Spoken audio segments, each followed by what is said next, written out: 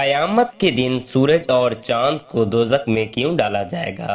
قیامت کا دن ایک عظیم اور حیرت انگیز دن ہوگا جس دن تمام کائنات کی نشانیاں تبدیل ہو جائیں گی۔ اس دن کی بہت سی نشانیاں اور واقعات احادیث اور قرآن مجید میں بیان کیے گئے ہیں۔ اسلام میں قیامت کا تصور نہایت اہم ہے اور قیامت کے دن ہونے والے واقعات میں سورج اور چاند کا دوزخ میں ڈالے جانے کا تذکرہ بھی شامل ہے۔ نبی کریم صلی اللہ علیہ وسلم کی حدیث مبارکہ ذکر ملتا ہے کہ اللہ پاک چاند اور سورج کو بغیر حساب و کتاب کے دوزخ میں ڈال دیں گے۔ صحابہ کرام رضوان اللہ علیہ مجمعین نے اس بارے میں سوال کیا تو نبی کریم صلی اللہ علیہ وسلم نے اس کی وضاحت فرمائی۔ نبی کریم صلی اللہ علیہ وسلم کی حدیث پاک میں آیا ہے کہ قیامت کے دن سورج اور چاند کو دوزخ میں ڈال دیا جائے گا۔ جب صحابہ کرام رضوان اللہ علیہ مجمعین نے اس کی وجہ پوچھی تو آپ صلی اللہ علیہ وسلم نے فرمایا، بسم اللہ الرحمن الرحیم، السلام علیکم ورحمۃ اللہ وبرکاتہ۔ محترم ناظرین، اسلام میں قیامت کا تصور نہایت اہم ہے۔ قیامت کے دن ہونے والے واقعات میں سورج اور چاند کا دوزخ میں ڈالے جانے کا تذکرہ بھی شامل ہے۔ قیامت کا دن، جسے یوم قیامت یا یوم الدین بھی کہا جاتا ہے، اسلام کی بنیادی عقائد میں شامل ہے۔ یہ دنیا کی تاریخ کا آخری دن ہوگا جب اللہ تعالیٰ اپنے عدل و انصاف کے مطابق ہر فرد کے اعمال کا حساب لے گا۔ اس ویڈیو میں ہم قیامت کے دن ہونے والے اہم واقعات، قرآن و سنت میں بیان کردہ علامات اور اس دن کے متعلق اسلامی تعلیمات کا تفصیلی جائزہ لیں گے۔ قیامت کی علامات۔ قیامت کی بڑی علامتیں اور نشانیوں کا ذکر قرآن اور حدیث میں موجود ہے۔ یہ علامتیں قیامت کے قریب وقوع پذیر ہوں گی اور انسانوں کو اس دن کی تیاری کی طرف متوجہ کریں گی۔ چند اہم علامات درذیل ہیں۔ دجال کی آمد۔ نبی کریم صلی اللہ علیہ وسلم نے دجال کی آمد کو قیامت کی بڑی علامات میں شمار کیا ہے۔ دجال ایک جھوٹا مسیح ہوگا جو لوگوں کو فریب دے گا۔ آپ صلی اللہ علیہ وسلم نے فرمایا، میرے بعد کوئی بھی فتنے دجال کے فتنے سے بڑا نہیں ہوگا۔ حضرت عیسیٰ علیہ السلام کا دوبارہ دنیا میں آنا بھی قیامت کی علامتوں میں شامل ہے۔ نبی کریم صلی اللہ علیہ وسلم نے فرمایا، حضرت عیسیٰ علیہ السلام نازل ہوں گے اور دجال کا خاتمہ کریں گے۔ طلوع سورج مغرب سے قیامت کی نشانی ہے کہ سورج مغرب سے طلوع ہوگا۔ نبی کریم صلی اللہ علیہ وسلم نے فرمایا، قیامت کے دن سورج مغرب سے طلوع ہوگا اور اس وقت کسی کی بھی توبہ قبول نہیں ہوگی۔ قیامت کے دن بڑی دھمک کے ساتھ سور پھونکا جائے گا جس سے تمام زندہ موجود چیزیں فنا ہو جائیں گی۔ قرآن مجید میں فرمایا گیا، سور پھونکا جائے گا اور جو کچھ آسمانوں اور زمین میں ہے ہر سب مر جائیں گے۔ قیامت کے دن لوگ قبروں سے اٹھیں گے اور اپنے اعمال کا حساب لینے کے لیے اللہ کے سامنے پیش ہوں گے۔ قرآن پاک میں کہا گیا، اور لوگوں کے اعمال ان کے سامنے رکھے جائیں گے اور تمہارے رب کی طرف سے تمہارے اعمال دکھائے جائیں گے۔ حساب کتاب کا دن۔ یہ دن ہر فرد کے اعمال کا حساب لیا جائے گا۔ نیک اعمال کرنے والے افراد جنت میں جائیں گے جبکہ برے اعمال کرنے والے عذاب میں مبتلا ہوں گے۔ قرآن مجید میں فرمایا گیا، پھر جو شخص اپنے اعمال کا حساب کتاب لے گا وہ خوشحال ہوگا۔ جنت اور دوزخ کا منظر۔ قیامت کے دن جنت اور دوزخ کو پیش کیا جائے گا۔ جنت میں داخلے کے لیے نیک لوگوں کو خوشخبری دی جائے گی اور برے لوگوں کو عذاب کا سامنا کرنا پڑے گا۔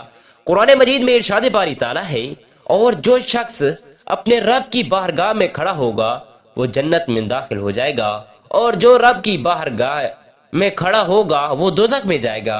قیامت کی تیاری، تقوی اور پرہیزگاری۔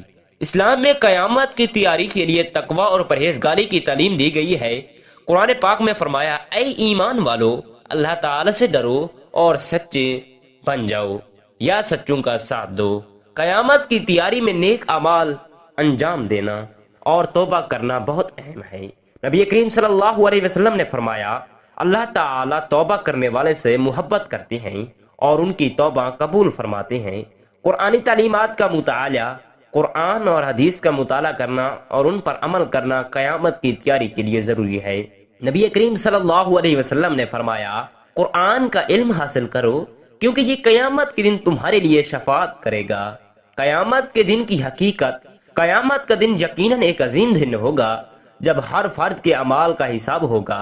اسلامی تعلیمات کے مطابق یہ دن اللہ تعالیٰ کی عظمت، عدل و انصاف کا اظہار کرے گا، ہر فرد کو اپنے اعمال کا بدلہ ملے گا، اور یہ دن کی زندگی کا اختتام اور آخرت کی زندگی کا آغاز ہوگا۔ نبی کریم صلی اللہ علیہ وسلم کی حدیث میں اس کا ذکر ملتا ہے کہ اللہ پاک سورج اور چاند کو بغیر حساب و کتاب کے دوزخ میں ڈال دیں گے۔ صحابہ کرام رضوان اللہ علیہ مجمعین اس بارے میں سوال کیا تو نبی کریم صلی اللہ علیہ وسلم نے وضاحت فرمائی۔ اس تحریر میں ہم اس حدیث کا تفصیلی جائزہ لیں گے اور اس موضوع سے متعلق اللہ کے فرامین، دیگر احادیث اور واقعات کا ذکر کریں گے۔ حدیث پاک کی وضاحت۔ نبی کریم صلی اللہ علیہ وسلم کی حدیث میں ہے کہ قیامت کے دن سورج اور چاند کو دوزخ میں ڈال دیا جائے گا۔ جب صحابہ کرام رضوان اللہ علیہ مجمعین نے اس کی وجہ پوچھی تو آپ صلی اللہ علیہ وسلم نے فرمایا کیونکہ سورج اور چاند نے شرک کو فروغ دینے میں اہم کردار ادا کیا۔ قدیم اقوام اور مذاہب میں اکثر سورج اور چاند کی عبادت کی جاتی تھی اور انہیں معبود مانا جاتا تھا۔ قرآن کریم میں بھی اللہ تعالی نے فرمایا سورج اور چاند کی عبادت نہ کرو بلکہ اس اللہ کی عبادت کرو جس نے انہیں پیدا کیا ہے۔ یہ آیت واضح کرتی ہے کہ انسانوں کو سورج اور چاند کو معبود ماننے سے روکا گیا ہے کیونکہ یہ دونوں اللہ کی مخلوق ہیں اور ان کی عبادت شرک کے زمرے میں آتی ہے۔ شرک کی مذمت اسلام میں شرک کو سب سے بڑا گناہ قرار دیا گیا ہے۔ قرآن کریم میں اللہ تعالی نے متعدد بار اس بات کی تاکید فرمائی کہ شرک ایک قابل معافی گناہ ہے جو توبہ کے ساتھ ختم ہوتا ہے جب تک کہ بندہ اس سے توبہ نہ کرے۔ ایک مشہور واقعہ ہے حضرت یوشع بن نون علیہ السلام کا، جس میں سورج کے وقت کو اللہ تعالی نے ایک خاص مقصد کے لیے روکا تھا۔ یہ واقعہ صحیح بخاری میں مروی ہے۔ حضرت یوشع بن نون کا سورج کو حضرت یوشع بن نون علیہ السلام حضرت موسیٰ علیہ السلام کے بعد بنی اسرائیل کے نبی تھے۔ اللہ نے آپ کو بہت سے فتوحات عطا فرمائی۔ ایک مرتبہ جب حضرت یوشع بن نون ایک شہر کو فتح کرنے جا رہے تھے تو وہ دن کے اختتام پر پہنچے اور سورج کے غروب ہونے والا تھا۔ چونکہ یہ جنگ اللہ کے حکم کے مطابق تھی اور آپ چاہتے تھے کہ جنگ کی تکمیل دن میں ہی ہو، اس لیے آپ نے اللہ تعالی سے دعا کی کہ سورج کو روکا جائے تاکہ وہ جنت مکمل کر سکیں۔ نبی کریم صلی اللہ علیہ وسلم نے اس واقعے کا ذکر کرتے ہوئے فرمایا سورج کبھی کسی انسان کے لیے نہیں روکا گیا سوائے یوشع بن نون کے لیے جب وہ بیت المقدس کی طرف جا رہے تھے۔ یہ واقعہ اس بات کی نشاندہی کرتا ہے کہ اللہ تعالیٰ اپنی مخلوقات کو اپنے نیک بندوں کے لیے مخصوص حالات میں اپنی قدرت سے استعمال کرتا ہے۔ سورج جیسی عظیم نشانی کو بھی اللہ کے حکم سے روکا جا سکتا ہے اور یہ واقعہ ایک واضح مثال ہے۔ سورہ نساء میں اللہ پاک فرماتا ہے اللہ تعالی شرک کو معاف نہیں کرتا اور اس کے علاوہ جسے چاہے معاف کر دیتا ہے۔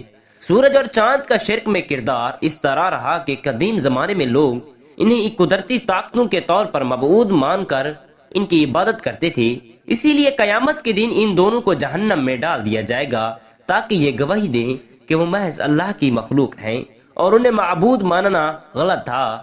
قرآن کریم میں سورج اور چاند کا ذکر اللہ تعالی نے قرآن کریم میں متعدد مقامات پر سورج اور چاند کا ذکر کیا ہے تاکہ انسان ان کی تخلیق سے عبرت حاصل کریں اور اللہ کی عظمت کا اقرار کریں۔ اسلام میں چاند کا ایک خاص مقام اور اہمیت ہے۔ چاند کی روشنی کو قرآن و سنت میں مختلف مقامات پر ذکر کیا گیا ہے اور اس کی تخلیق کو اللہ تعالیٰ کی قدرت کی ایک نشانی قرار دیا گیا ہے۔ چاند کا تعلق عبادات اور اسلامی مہینوں کے آغاز سے بھی جڑا ہوا ہے۔ اس میں ہم چاند کے حوالے سے قرآن و حدیث میں موجود روایات، اس کی اہمیت اور کچھ تاریخی واقعات کا جائزہ لیں گے۔ چاند کی تخلیق اور اہمیت۔ قرآن مجید میں اللہ تعالیٰ نے چاند کی تخلیق کو اپنی نشانیوں میں سے شمار کیا ہے۔ سورہ یاسین میں اللہ تعالیٰ فرماتے ہیں اور ایک نشانی ان کے لیے رات ہے، ہم اس سے دن کو کھینچ لیتے ہیں تو وہ اندھیروں میں رہ جاتی ہے اور سورج اپنے مقرر راستے پر چلا جاتا ہے۔ یہ زبردست علم والے مقرر کیا ہوا حساب ہے۔ اور چاند کے لیے ہم نے منزلیں مقرر کر دیں یہاں تک کہ وہ کھجور کی پرانی ٹہنی کی طرف ہو جاتا ہے۔ نہ سورج کے لیے ممکن ہے کہ وہ چاند کو پکڑے اور نہ رات دن سے پہلے آ سکتی ہے، اور سب ایک مدار میں تیر رہے ہیں۔ یہ آیت واضح کرتی ہے کہ چاند کا مقررہ راستہ اور کردار ہے جو اللہ کے حکم کے مطابق ہے۔ چاند کی روشنی رات کو روشنی فراہم کرتی ہے اور اس کا ہر مہینے کا چکر اللہ کی نشانیوں میں سے ہے۔ چاند کا ذکر نبی کریم صلی اللہ علیہ وسلم کی سنت مبارکہ میں چاند کے بارے میں نبی کریم صلی اللہ علیہ وسلم کی مختلف احادیث میں ذکر ملتا ہے۔ ایک روایت میں آپ صلی اللہ علیہ وسلم چاند دیکھ کر دعا پڑھا کرتے تھے، ترجمہ کنز ایمان۔ اے اللہ، ہمیں یہ چاند امن، ایمان، سلامتی اور اسلام کے ساتھ دکھا۔ میرا اور تیرا رب اللہ ہے۔ یہ دعا ہمیں چاند کی حقیقت کو سمجھنے میں مدد دیتی ہے کہ یہ اللہ کی مخلوق ہے اور اس سے نفع اور نقصان کی کوئی امید نہیں، بلکہ اللہ ہی ہر چیز کا رب ہے۔ سورہ یاسین میں فرمایا گیا، سورج اور چاند ایک مقررہ حساب کے مطابق چلتے ہیں۔ یہ آیت اس بات کی دلیل ہے کہ سورج اور چاند اللہ کی مخلوق ہیں اور ان کا کردار اللہ کے حکم کے تابع ہے۔ قیامت کے دن جب یہ دونوں بیکار ہو جائیں گے تو انہیں دوزخ میں ڈال دیا جائے گا تاکہ لوگوں کے سامنے یہ حقیقت عیاں ہو کہ اللہ کے سوا کوئی معبود نہیں۔ سورج اور چاند کی عبادت کی تاریخی شواہد۔ تاریخ میں قومیں سورج اور چاند کی عبادت کرتی رہتی ہیں۔ مثال کے طور پر مصری تہذیب میں سورج دیوتا کو سب سے بڑا معبود مانا جاتا تھا، جبکہ چاند کو مختلف تہذیبوں میں دیویوں کی طرف پوجا جاتا تھا۔ قرآن مجید میں حضرت ابراہیم علیہ السلام کے واقعے میں بھی ان کی قوم کا ذکر ملتا ہے جو ستاروں، چاند اور سورج کو پوجتی تھیں۔ حضرت ابراہیم علیہ السلام نے اپنی قوم کو یہ کہہ کر شرک سے روکا کہ میں ان چیزوں سے بری ہوں جو تم اللہ تعالیٰ کے سوا پوجتے ہو۔ نبی کریم صلی اللہ علیہ وسلم کا واقعاتی بیان۔ نبی کریم صلی اللہ علیہ وسلم کی زندگی میں بھی مشرکین مکہ سورج اور چاند کی عظمت کو معبود کے طور پر مانتے تھے۔ آپ نے بارہا اس بات کی تعلیم دی کہ یہ دونوں اللہ کی مخلوق ہیں اور ان کا عبادت کے ساتھ کوئی تعلق نہیں۔ ایک مرتبہ سورج گرہن ہوا تو لوگوں میں خوف ہو ہراسا پھیل گیا۔ نبی کریم صلی اللہ علیہ وسلم نے فرمایا، سورج اور چاند اللہ کی نشانیوں میں سے ہیں اور یہ کسی کے مرنے یا پیدا ہونے پر گرہن نہیں لگتے، بلکہ اللہ ان کے ذریعے لوگوں کو اپنی نشانیاں دکھاتا ہے۔ یہ واقعہ اس بات کی وضاحت کرتا ہے کہ سورج اور چاند کا کوئی ذاتی اختیار نہیں، بلکہ یہ محض اللہ کی نشانیوں میں سے ہے۔ قیامت کے دن سورج اور چاند کا خاتمہ۔ قیامت کے دن سورج اور چاند کا روشنی دینا بند ہو جائے گا۔ سورہ تکویر میں فرمایا گیا کہ جب سورج لپیٹ دیا جائے گا اور ستارے بے نور ہو جائیں گے۔ یہ آیت اس بات کی نشاندہی کرتی ہے کہ قیامت کے دن اللہ کی قدرت سے یہ دونوں چیزیں بیکار ہو جائیں گی اور پھر ان کا انجام دوزخ میں ہوگا۔ نتیجہ یہ ہے کہ قیامت کے دن سورج اور چاند کو دوزخ میں ڈالا جائے گا۔ وجہ یہ ہے کہ اللہ کی مخلوق ہوتے ہوئے بھی یہ دونوں مشرکین کے لیے معبود بنے رہے۔ اللہ تعالیٰ اس دن کا خاتمہ کر کے یہ بات ظاہر کرے گا کہ وہ محض اللہ کے حکم کے تابع تھے اور ان کی عبادت کرنے والا شرک کے مرتکب میں ہوتا ہے۔ یہ واقعہ ہمیں اس بات کا درس دیتا ہے کہ ہم اللہ کی مخلوق کو معبود نہ مانیں اور صرف اللہ ہی کی عبادت کریں جو وحدہ لا شریک ہے۔ اللہ تعالیٰ ہمیں قیامت کے دن ہولناکیوں سے بچائے۔ آمین ثم آمین۔ جزاک اللہ خیرا کثیرا۔